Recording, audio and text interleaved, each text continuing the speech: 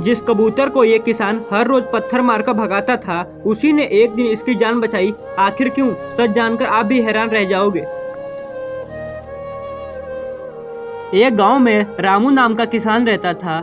दिन रात मेहनत करता, धूप हो या बारिश, वो कभी पीछे नहीं हटता। लेकिन एक समस्या थी, उसकी फसल कभी अच्छी नहीं होती थी।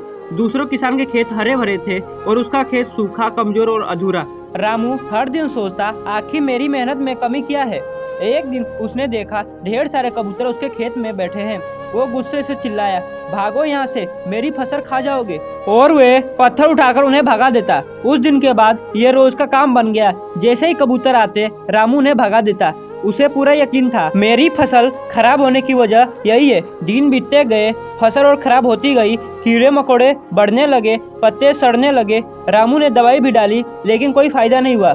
एक दिन थककर वो खेत में बैठ गया और आसमान की तरफ देखकर बोला, भगवान, आखिर मुझसे गलती क्या हो रही है। अचानक तेज रोशनी आई और भगवान उसके सामने प्रकट हुए। रामू डर गया, आप सच में भगवान हैं? भगवान मुस्कुराए, हाँ, मैं तुम्हारी मदद करने आया हूँ। रामू बोला, तो मेरी फसल क्यों खराब हो रही है? भगवान बोले, क्योंकि तुम अपने मददगारों को ही भगा देते हो। रामू हैरान होकर बोला, कौन मददगार? भगवान बोले, ये कबूतर, ये तुम्हारी फसल नहीं खाते, बल्कि कीड़े खाते हैं। तुम इन्हें भगा देते हो, इसलिए कीड़े बढ़ जा रहे हैं और फसल खराब होती जा रही है। रामू चुप हो गया। भगवान बोले, कभी कभी जो दिखता है सच वैसा नहीं होता। और इतना कहकर भगवान गायब हो गए। अगले दिन जब कबूतर आए तो रामू चुप रहा। उसने उन्हें नहीं भगाया और धीरे धीरे कबूतर खेत में रहने लगे और कीड़े कम होने लगे। कुछ ही हफ्तों में रामू का खेत हरा भरा हो गया।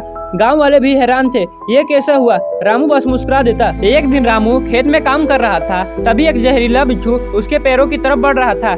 रामू को पता भी नहीं चला। अचानक एक कबूतर जोर जोर से उड़कर उसके पास आया और बार बार चिल्लाने लगा। रामू ने नीचे देखा और उसके होश उड़ गए। बिच्छू बस उसके पैरों के पास था और वो तुरंत पीछे हटा और उसकी जान बच गई। रामू के आंखों में आंसू आ गए। वो धीरे से बोला, जिन्हें मैं दुश्मन समझता था, वही मेरी जान बचाने वाले निकले। उसने कबूतरों को दाना खिलाया और धन्यवाद कहा। यह कहानी हमें कुछ ऐसे संदेशों से जोड़ती है। कभी कभी जिनको हम नुकसान समझते हैं, वो ही हमारे सबसे बड़ी ताकत निकलते हैं।